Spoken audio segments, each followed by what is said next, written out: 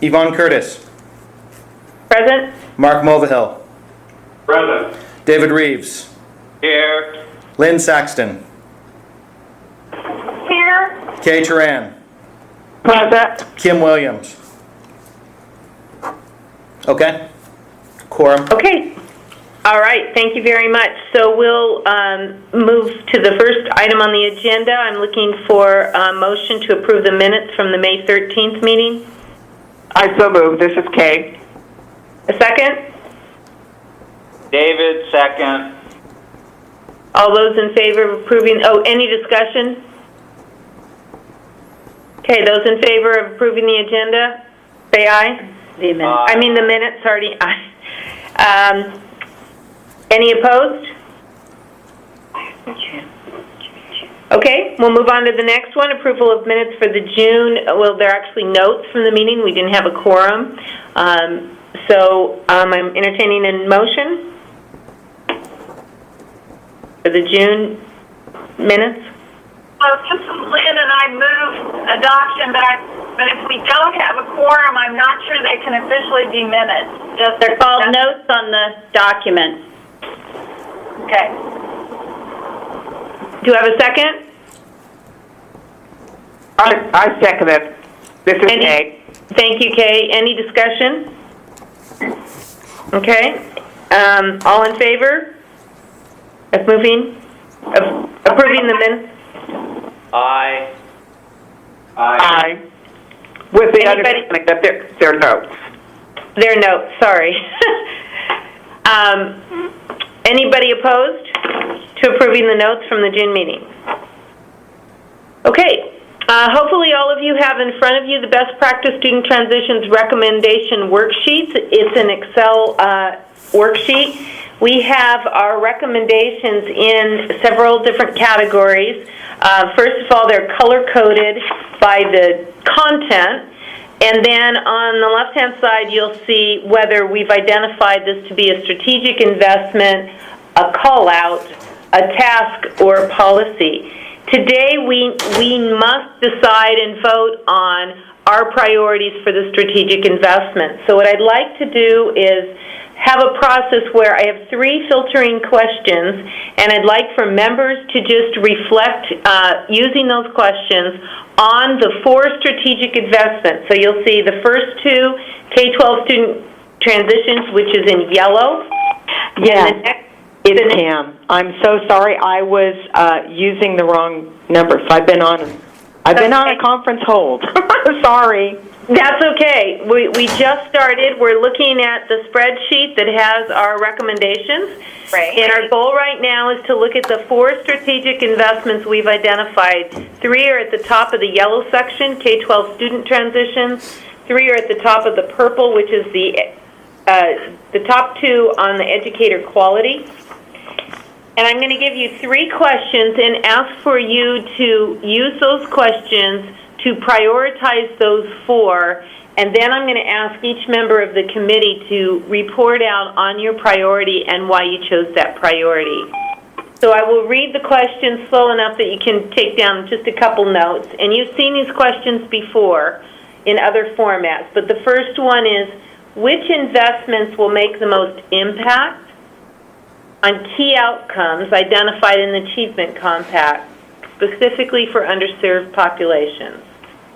So a shorthand would be, which investments have the most impact on outcomes on the Achievement Compact for underserved populations? The second one is, which strategies are transformational? And the third one is, for which investments would we get the best return on investment? So out of those 4, would you please take, I'll give you 4 minutes to read through those. That's a minute for each one. Prioritize, and then I'll check in and see if that was enough time before we start the discussion. Before we begin that process, I appreciate the outline of the questions. One of the things that the priorities in the grid do not reflect is timeline, dollars, and projected outcome with the market. In other words, if we spend this much money on this timeline, what product do we get? And so one of the things as I was going through it last night and trying to set priorities is it's very hard to do that without that information. Hilda is going to respond to that. Lynn, this is Hilda Rosselli, and I'm working with Whitney Grubbs and the Outcomes and Investments Subcommittee at this point. The subcommittees were advised that they do not bring dollar amounts to the Outcomes and Investments Subcommittee. Realize that what we are doing is we're in the process of defining priorities that we will be forwarding on to the governor. So at this point, it's still early. There is not a dollar amount fixed to that, which does mean that we have a little bit of ambiguity, but it also allows us the opportunity to say, in concept and in what we know, which ones hold the most potential for us to move forward. With all due respect, I think certainly from my prioritization, I can't assign a priority to something that at a minimum, I don't know when it's going to happen, how many people it's going to affect, and the cost could be assigned later. But it's establishing priorities without that information, I think, is a little bit misleading. All timelines are for the 15-17 legislative session. So we have an appointment, Hilda and I do, on July 24th to meet with the Outcomes and Investments Subcommittee, and we will need to give the prioritization from best practice. So I guess what I'd like to ask the committee to do is to do your best shot at doing some kind of priorities, and if you feel, Lynn, that you really don't have enough information to do that, then you could either abstain or wait to just hear the discussion from the rest of the members. I do think that you can make some general assumptions. I'll just use the first one as an example, where we're asking for Spanish benchmarking tools for students who are in dual language programs. So we know that generally the population we're looking at is students who are in a dual language, a Spanish or dual language program. So those are specifically ELL students that are in that program. We don't have the exact number, but we can get a view of the population versus the second one, which is talking about all ELL students graduating from high school. So you're talking about different groups of kids, but you're generally talking about probably in the first one a smaller subset of the ELL students because you're just talking about those in the Spanish program. So I just think that that's the kind of consideration we're going to have to use as we look at these. So let me just ask one more question. So Okay. You're saying that the deadline for getting all that work done in the first one is January when the session begins, or when does that work get done? All legislative sessions start, in terms of funding, with a July 1st. So we're talking July 1st, 2015, and the biennium ends June 30th, 2017. So just like right now, we're finishing, we're halfway through the 13-15 biennium. I think her question is, when will we have this information for those who have to then make decisions in the legislative session? That is priority. Really is being handled by Danny Ledesma out of the governor's office, but we're working up towards some timelines that have November so that the governor has his priorities embedded in there, and I don't want to be quoted on an exact date. Maybe Seth remembers that. I actually am talking about a different thing, and I think this is really critical to this exercise, so bear with me for a minute. If we are recommending that we do that first initiative, and we can't tell how many kids it's going to affect, we don't know, or we haven't determined that yet. So let's just take for a hypothetical, it's going to affect 20,000 Hispanic learners across the state. My question is, and I'm going to set aside for a minute that we don't know what it's going to cost, when will that service be delivered and reflect an impact? So 20,000 kids, with the money that, whatever money we get in the legislative session, the service will begin at what date, will be completed by what date, and the result will be apparent by what date. That's the piece that if we're going to advocate for this in the session, we can't just say we're going to do some good work within this time frame with a great population and there are no parameters to it. So there are people who know the parameters. Because I've been involved in this one before, I'll just tell you, when you develop it, so first of all, if this one doesn't happen, we will never have the data on the literacy ability of students in their native language that are Spanish speakers, because we don't have a tool for doing that with at each of the grade levels. So just using that as an example, we won't get there, period. The second part is when you're developing assessment tools, first you have to develop them, then you have to do work with sampling the items and having groups of students do that. That takes at least 2 or 3 administrations. Well, it would take at least a spring. So, and then you have to have a full year of people piloting the measures, and then you can start to establish some norms. So when will it impact student achievement, or where will you know? A couple of years. But if we don't do that, it'll be forever. So I'm not exactly sure. Yvonne, this is Mark. Maybe what we might summarize it differently, because I think that there's kind of 2 levels of conversations that are going on. I think, and correct me if I'm wrong, I think what we're being asked to do is to prioritize what we think the strategic investment should be, not how it will be used. Yes. So that this group is saying to the governor or his team, we believe that this should be a top priority for you to seek funding to develop the process by which this activity can occur in the schools and in the educational process. We're not asked to develop how it will be done, but that it should be done. Am I right about that? Yes, that's exactly what we're doing today. Mark, did you have a comment you wanted to add? Yes, I'm ready to start the ball rolling. It's been 4 minutes, and so I've completed my assignment to start our thinking.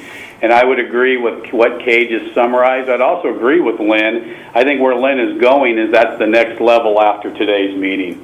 Here's my top 4 to get the ball rolling. Okay, great.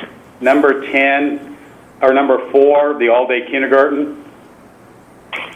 So Mark, I need you to just look at the strategic investment. The all-day kindergarten isn't a strategic investment because that's already being addressed. Yeah, I'm looking at the what we're asking is off of this spreadsheet, right? But we're going to do it category by category. So the first one is just those that are labeled strategic investment, which are the first 2 yellow and the first 2 purple. Right. We're going to go. Right, I'm looking at number 4 that says investments in the K3 literacy that includes full-day kindergarten. I don't have that. 2, right? So we have that identified as a call-out, not as a strategic investment.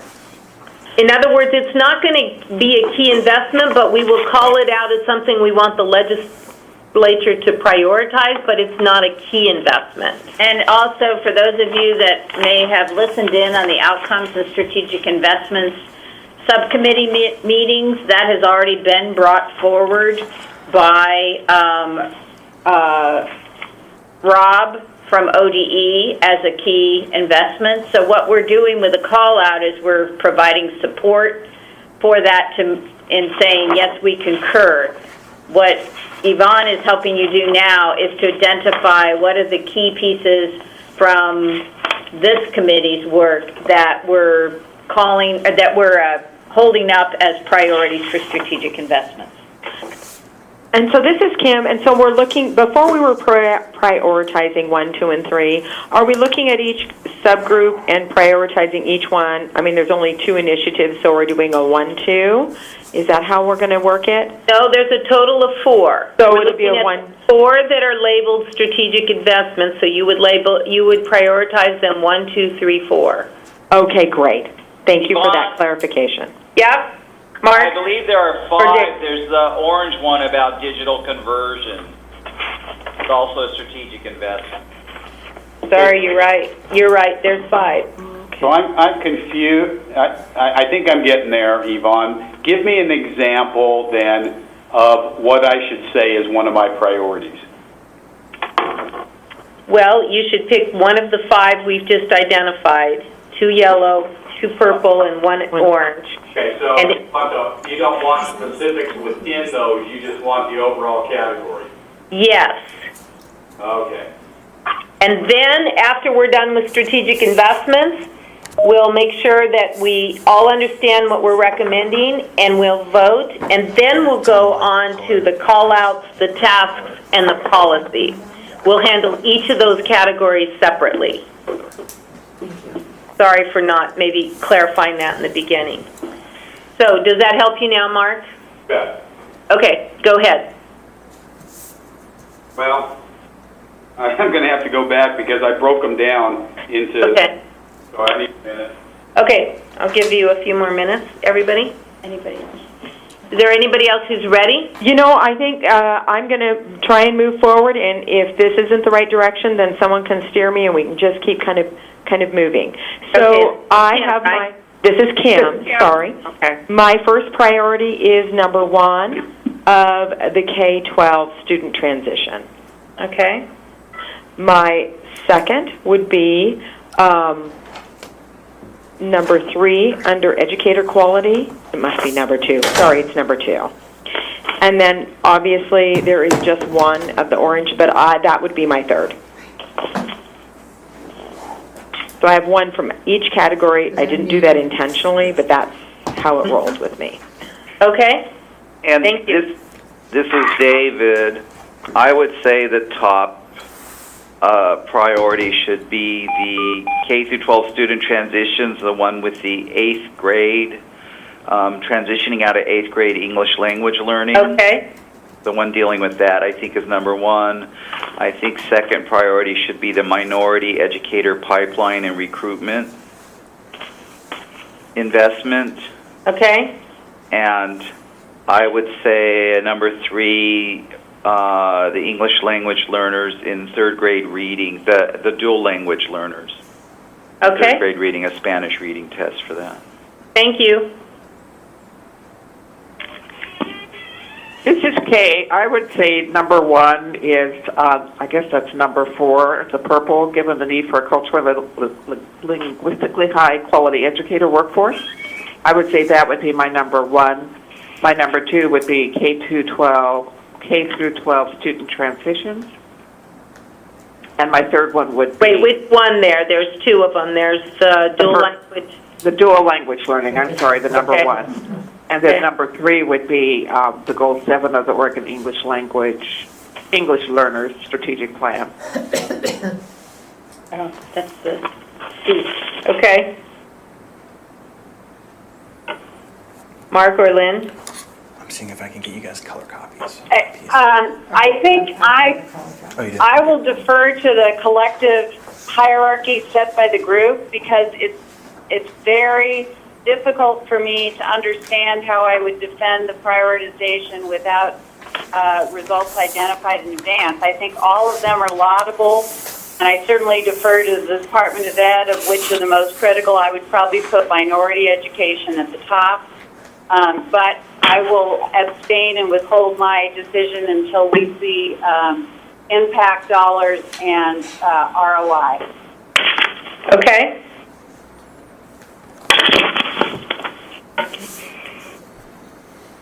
Mark, are you ready? Yeah. Okay. Okay, kind of what I did. First one is K-12 student transitions. I'm going to go back to number 4 with the all-day kindergarten in that. Full-day kindergarten recommended by ODE. Okay. The second one would be the 11 to 14 student transitions and the recommendations of the remediation came out, number 11. Mark, I just have to ask you, are you looking at the best practices and student transitions recommendations worksheet? Yes. The last one. All right. It's not. Okay. Mark, if you look at the left column on that sheet, it's either marked strategic investment, call out, task, or policy change next to each cell. Well, I've got the wrong one. Let me just give you this feedback then, Yvonne, because I'm obviously off a little bit, but you can get a general idea what I'm thinking. Okay. Okay, these are just some things, wherever they fit. Again, that early kindergarten, number one. The next one, the 11 to 14 transitions. I think the remediation piece is big. I think the ed quality piece is big with the cultural competency, literacy component. And then a final one is that access, the broadband access. Those would be mine, wherever you need to fit them in with the other members of the group. Okay. And so that everybody can hear my prioritization, I have the K-12 student transitions, the one on dual language assessments, as a top priority. So that would be my first prioritization. The next one would be the continuing support for the minority educator pipeline recruitment. And my third one is the support for the digital conversion. And if I were to do a fourth, I'd go back to the 8th grade graduation for ELL. So some themes that I'm seeing is it looks like everybody has identified, the 4 people who gave priorities that specifically on those strategic investments, I see for the I've now lettered them so that I can understand which ones we're talking about. So the dual language program, I lettered A, and everybody mentioned that one as either a first, second, or a third. The other one that I see on everyone's list is Not everybody's, but you had 3 people that indicated D, which is the educator pipeline. I actually had it for all 3, so I don't know. And then could I add, this is Kim, we were asked to make some corrections, and the only thing I was hoping to add is frontier communities, because our 3 counties aren't rural, they're frontier counties, and so just some wording. In which one? It was the one we're just speaking about, okay. The pipeline one. Thank you. Okay. So it's looking to me like those are the top ones. Otherwise, the other one that's mentioned at least twice was the digital conversion, so that would be the third prioritization. So if I just kind of total those, what I see is that we have the dual language assessment as 1, the continuing the minority pipeline as 2, and the digital conversion would be our third priority. And if there were a fourth, go ahead and say what the fourth one is. I was just going to say, for clarity, can we all agree that K through 12 student transition is A, the one below it is B, right? Yes. Educator quality is C, the one below it is D, and then transforming learning is E, so that we're all on the same page. Thanks. That's really helpful. Okay, so going back to that, let's go and say that 4 people identified A, and 4 people identified D as either first or second. 2 people identified E in their top 3. And 1 mentioned B, so that would be, and I would have that be my fourth if we did a fourth. So I think if we needed another one, but we already have 3, right? Mm-hmm. We have 3. So it's A, B, A, D, and E would be our priorities. Are there any more comments about those? And Mark, I'm not ignoring you. It's just the comments that you're sharing fit into the next conversation, which That's are the... exactly what, I'm good, absolutely. Okay. So I entertain a notion to support the prioritization in the order we just identified, A, D, and E, for our key funding investments to go to that committee, the Outcomes Committee. Okay. do you want to speak to the process before we take a motion? No, it's fine. Okay. So then this is Kim, and I so move. Okay, do I have a second? This is Kay, I second. Okay, all those in favor? Aye. Aye. Aye. Okay, I guess I probably should either do roll call or say, is there anybody opposed to that prioritization? This is Lynn, and I'm abstaining. Okay. Is there anybody else who did not say aye? Okay. So it looks to me like we have 1, 2, 3, 4, 5 in support of that and 1 abstention. Okay, Hilda? Just in terms of process, you may have recalled a sheet that I shared with you back at the May meeting that had key questions that now would be needing to be fleshed out even more, and that would be part of the document and PowerPoint that Yvonne would be sharing with the Outcomes and Investments Subcommittee later in July. And as was noted, there are obviously some other players that would be involved in carrying out some of these initiatives. And so to the degree that there's any specifics, such as Lynn mentioned, the number of dual language students, we would be conferring with those agencies to get that. And our goal would be to send that out to you probably within 1 week, because we need to submit these documents to the strategic investments by July 17th. So that would give you a pretty short turnaround, but you could be reading it and respond with questions, edits, suggestions, and then Yvonne would be taking that forward. It would go to the Outcomes and Investments Subcommittee, which is, by the way, of course, a public meeting, and you would be receiving a notification from Seth. Any questions that I can just clarify on that process? Thank you.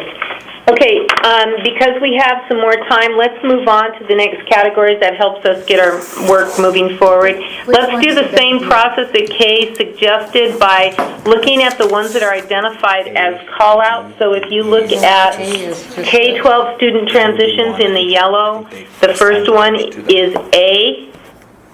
That's about the full-day kindergarten that Mark was referring to, so that would be A. The second call-out that we would label B is giving the growing number of dual language. That's about supporting summative assessment in Spanish. C would be the next one. We encourage OD's consideration of biliteracy seal on the diploma. I guess this piece of paper was D really confusing to is them, so under they the had student to transitions assign 11 to 14, the one they that assign says, given the rates of Oregon high each. school graduates' participation So in I think this is post-secondary A, right? remediation. It's about predictive factors strategic and investment. developmental this cell, education work groups right? recommendations. So So this is that's C. Right. The next one that is the a recommendations, call-out they did A, D, is and under E. That's what that was a priority. education, That's what they prioritized. educator So which one's quality. D and E? And it's number 1, 2, 3, 4, 5 on that one that says, given the state's commitment to a seamless career pathway for educators, we support TSBC's efforts. That's E. The very next one for call-out is under transformational learning for digital conversion. Given the need to power up, help transform education offerings, that would be F. I can't. I thought that was what they were doing. And the one right under it would be I'll ask Hilda what the In the end, we prioritization. can just ask Hilda. I mean, I guess in the end. I can it's email So right we now. have A through G to look at on specifically call-outs. So now that we have them labeled, what we want to do on this one is just think about, are we communicating what we want to communicate? So what we mean by call-out is that these are already being moved forward by other groups, and we just want to lend our support. So we want to be saying, yes, we support this, we think you should move forward on it. And we want to be clear about any wording that we want to be clear about in terms of best practice. So let's look at first those that we have labeled under K-12 student transitions, which is the yellow section. We have A, B, and C right next to each other. Take a minute and look at those and let me know if you have any wording changes that you want. This is Cam, and I have for A, I would like to add some components that talk about best practice of low student-to-teacher ratio.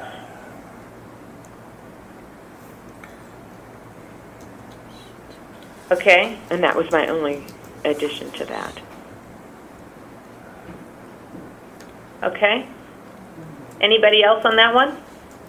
I don't know if this is opening a can of worms or not, and, you know, I know that the ELL population, Latino population, is a high priority for us, but I'm just looking at some of the wording, I'm thinking of the other subgroups, and I think of our other low-performing groups, you know, our African-American males, special education population. Was our intent to try to really narrow?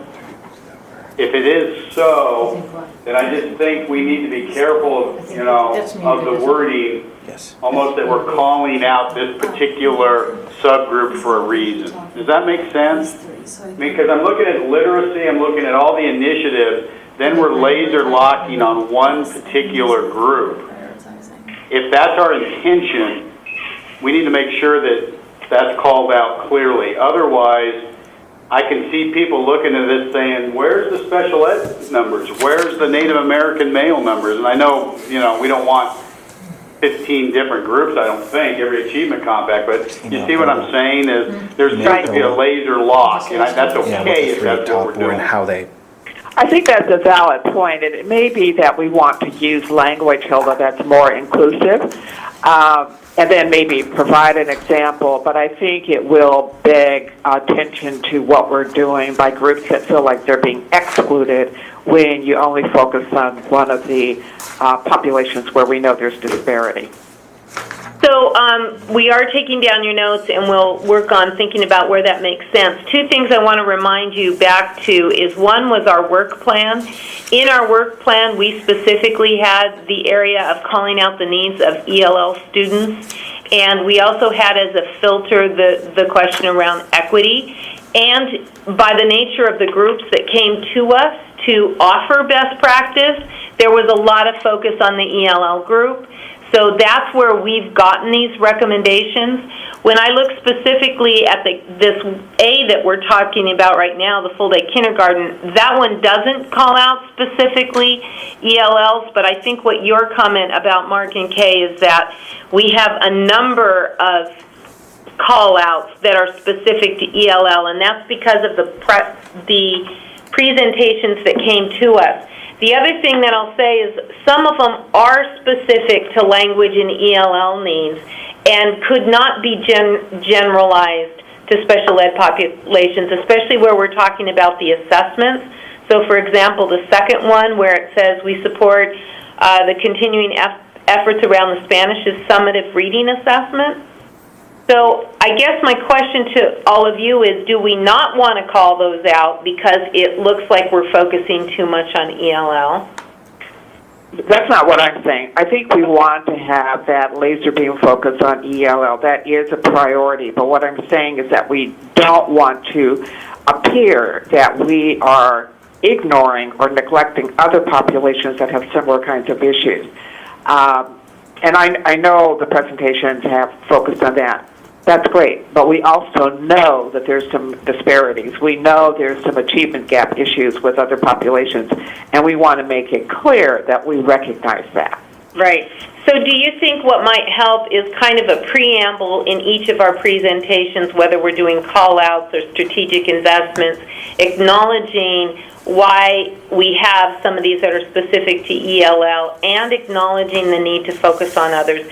Because as we move forward in the work, it could be an invitation to other groups to bring us those other recommendations as we move into the next year's work. Yeah, that's true, but as leaders in this effort, whether it's brought to our attention or not, we need to focus on what we know. we know that there are some issues, whether anybody tells us or not what needs to happen. All we need to do is look at those achievement gap issues in each one of the districts. So, yes, it may and motivate and incentivize people to come forth with presentations, but there's some things that we know as leaders in this movement that need to be addressed, and I think we want to be very inclusive in our language about acknowledging that. So what would help me, I think, is as we go through any of the categories, right now we're focusing on the call-outs, where you see that we can specifically call that out or add some language, will you help us with that? So, Sure. For example, looking at the full-day kindergarten, is there anything we want to add there in terms of language that has some kind of emphasis on, how do we want to say it, underrepresented populations? Well, this is Lynn, and so quick question on that particular initiative. Is this saying that we are adopting the proposal that was presented to our committee on how that work gets done? Not necessarily. It's saying that we know OEIB, ODE, other groups are working on making sure that we have investments, that we focus on the PD and so on. And this is kind of a general statement to say we support all of that work because it's going in the right direction, and we do believe every student should have an opportunity to that. That's essentially what we're saying here. So, because to Kay's question, the point that Kay is making, one of the things on that proposal, for example, would be in the current proposal that we had, is that I would make a decision or advocate for making a decision where we focus less on building buildings and more on ensuring minority populations of all kinds accelerate in the education process. So I would be looking for strategic investments that made that occur and postpone some of the infrastructure issues. So that's what I think, to my earlier point, that's where it's hard I agree with making the language inclusive to the entire population of need, but I also am, and I understand that this occurs perhaps in the next round, but there are strategic choices to be made here, particularly if we're going to address the overrepresented population problem. So that's why I asked the question. Thank you. Yeah, I think what you said, Lynn, is a great example of how we can add language here to say that where priorities need to be made, we support the idea of focusing on ensuring minority populations have access. Now, so my question is it just minority populations we want to say in that one? Kay, you may have some sense from the OEIB how those things are phrased, but and again, I think my point is perhaps a little more intense, which is to say I don't just think they should have access, I think they should be prioritized until the numbers are significantly changed from what they are today. So I would agree with that, because I think that's what we have been saying at OEIB. Okay, that's a great clarification. That's exactly what we're looking for here. So for readability, Yvonne, as I look at it, I think the wording that we have on the call out is good on we are supportive of investments in the K-3 literacy. But as you go down and you look at the task, then it really becomes narrow only ELLs. Maybe that's in the task component. You see what I'm saying? That I would like to see it broadened, because as I read this the first time, it appears that we're really not. It's going to beg questions on why we're not including those other populations that are not performing either. So, Mark, I'm still a little confused. Are you looking specifically at that one that is talking about full-day kindergarten? Are you on the next box that talks about the dual language program? I better shut up here pretty quickly, because I keep going back to the other document that's more defined with the task. Okay, do you see where it says direct educational equity unit for the easy CBM? Are you there? Yeah. It's not saying that exactly. I'm really worried, Mark, that you're not using the one that was sent most recently. Okay, all right, I'm going to hold off then. Are you in a place you can get that one, Mark? Yeah, I'm gonna play with it. Go ahead, go on, Yvonne. I don't want to butt you. Okay. This is the. Okay, well, I don't want to miss. I want to stay with that point, though. I think wherever we have emphasized ELL, and we do want to do that, but we also want to include the other populations where there are known disparities as a This is priority. the one they're talking to. So that's where you need language that's more inclusive. But then they're, Right, and I agree with that, except for places where I don't know how to do that. For example, on this next one that says Spanish summative reading assessment. I don't know how to make that one more inclusive because that is specifically what we need is Spanish. Are you suggesting that we say and other languages? Which one are you looking at? I'm sorry. I'm looking at the second call out in the K-12, the one that we labeled B for call out. It says, given the growing number of dual language programs serving ELL students, we support and emphasize ODE's continuing efforts to provide a Spanish summative reading assessment for grades 3, 4, 5 that aligns with SBAC. And probably you do want to add there, and for all other minority populations where there's been data to represent disparities. I'm trying to do like writing at the top of my head, but that's what you want to say, so that it's not just an ELL focus. It's all of those groups where we know that there is data to suggest disparity. Okay, great. That's helpful. So the next one, we encourage ODE's consideration of a biliteracy seal on the diploma, which views student second language as an asset. So that would be including any other language. Yes. Okay. And I think just as a backdrop, because we have other folks that are on the phone who might not have been with this group for the whole 2 years, that last year there was a heavy emphasis of this group's work around the development and approval of an ELL strategic statewide plan. And that's why you had a lot of focus this year as we dug deeper into that plan and looked at what the goals were. If there were anything that was kind of tilted towards that, because that's where the work was starting to get done this year. So that's just a backdrop piece to kind of explain that a little better. So This is David. Can I ask a real quick question Sure. on the teacher quality cell there under call out?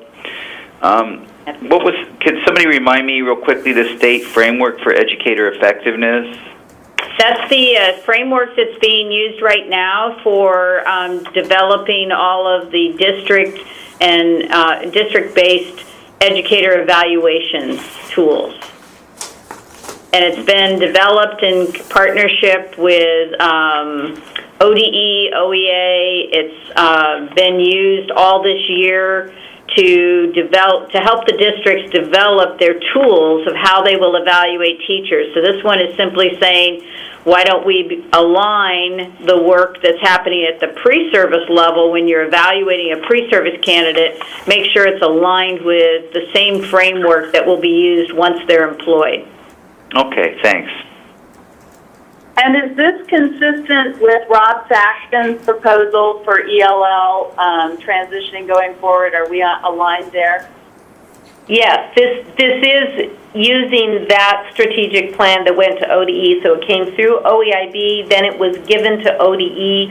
ODE hired a department, and they've been reporting through David and Brian Reeder, been reporting data and work that needs to get done, and that's where we've come up with some of these recommendations.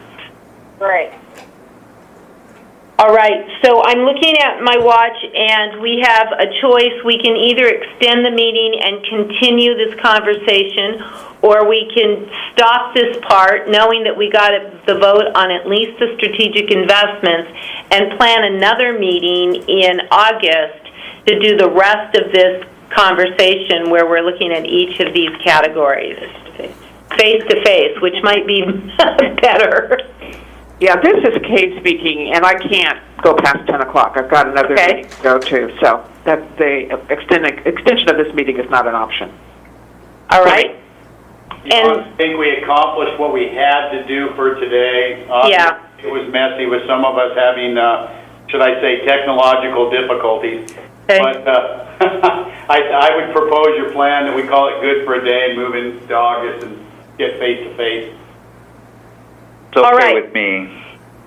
Okay, so I'm hearing at least several of us think it would be better to be face-to-face. We'll work on planning another meeting. We will not be able to do it on the same day as the retreat with OEIB because that's a full-day meeting. I can't imagine that we'd want to go longer or earlier than that. So we'll have to find a different date because we do have to be ready in September for how we're going to report on each of these. So are there any thoughts about a certain, I'm not going to do dates on the calendar right now on the phone, but is there a time, beginning of August, end of August, that works or doesn't work, or shall we just do that by email? Probably by email, but I know the first week of August I'm committed to another board retreat, so that first week I'm not available. Okay, helpful. Anybody else? Yeah, let's just do it online. Okay, sounds good. Seth, do we have public testimony? We do not, unless there's anybody on the phone that wants to speak. Okay, is there anybody on the phone that wants to speak as part of public testimony and thinks it's worth it on the phone versus face-to-face? Okay, then I'm going to adjourn this meeting. Thank you all for joining us.